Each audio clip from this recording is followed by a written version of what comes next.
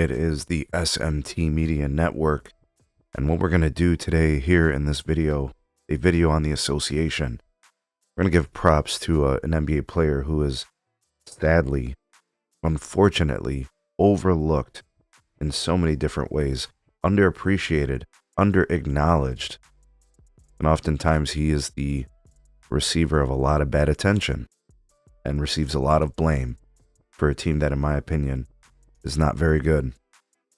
Anthony Marshawn Davis, fresh off of a massive game against the Charlotte Hornets, in which in 37 minutes of action, this man scored 42 points on 17 of 28 shooting, 23 rebounds, had 2 assists, 2 blocks, and I had commentary on my recent Laker video that AD is, quote, on and off, inconsistent, and injury prone.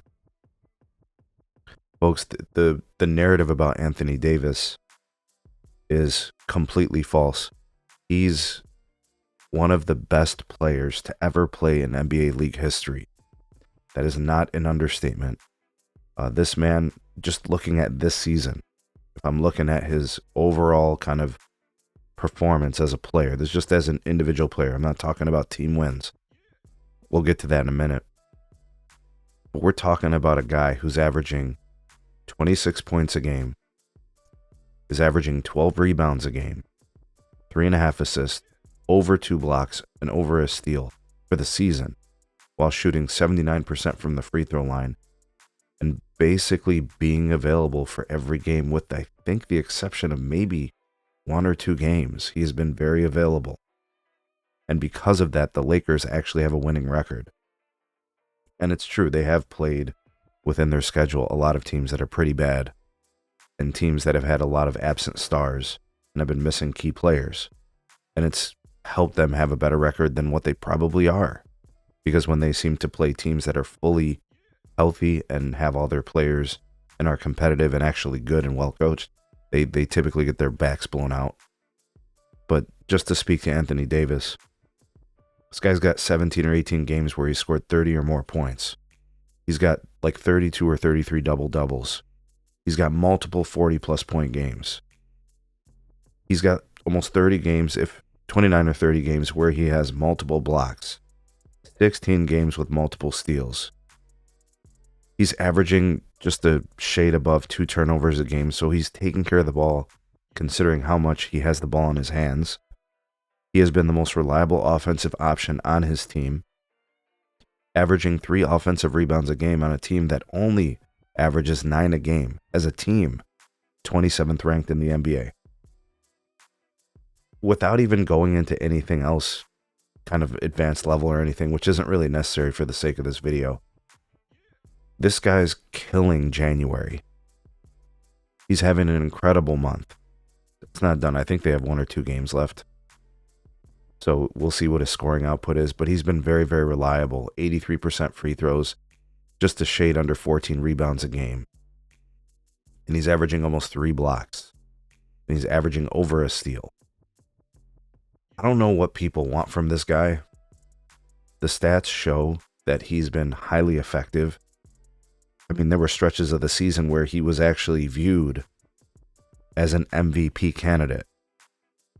He's been tasked with initiating offense at the perimeter, kind of distributing the ball. He's been tasked with taking threes as part of their offensive philosophy at times. Obviously, J.J. Redick clearly trusts him to produce, playing kind of point forward and then playing off the block, multiple levels, scoring. I don't understand. It's crazy. The only players, and there might be a few more, but just to speak to this, very few guys are as involved in the bulk majority of their offenses. He's in company like with SGA, Joker, Brunson, Giannis when it comes to usage and so much being on him offensively. It goes to show you that being a LeBron teammate is a thankless task. No matter how much you do, it's never enough. And people will just overlook everything that you do. This guy is clearly the best player on his team. He's been the best player on the Lakers since he got to LA.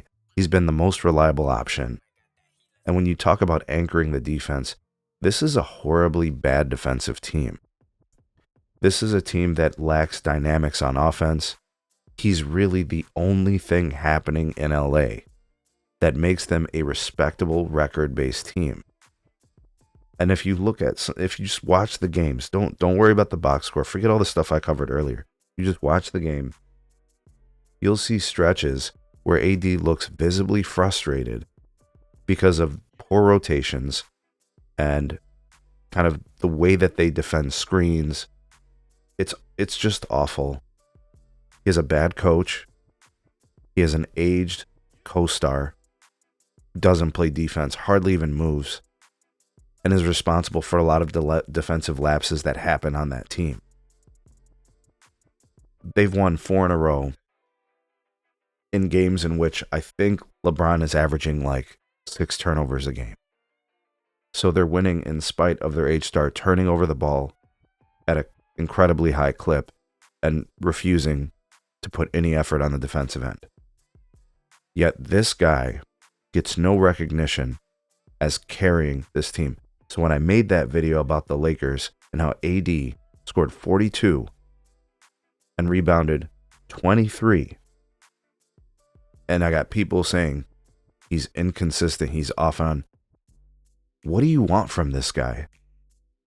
Literally leading the team in every statistical category that actually matters, not stat padding. This guy is your top rebounder. This guy is your top defender. He is your most reliable scorer. And he's available basically every night. He is criminally underrated, underappreciated, and if it wasn't for him, the Lakers would lose so many more games than they actually do. In fact, if this guy misses time, I believe that the Lakers would lose 20 straight. He's that important to this team, and he's that good. He's a difference maker for this team. JJ Redick should be buying this guy dinner every single night. He should be cleaning his clothes and his laundry. He should be shining his shoes. Because if it wasn't for AD, JJ Redick would be fired. And LeBron would...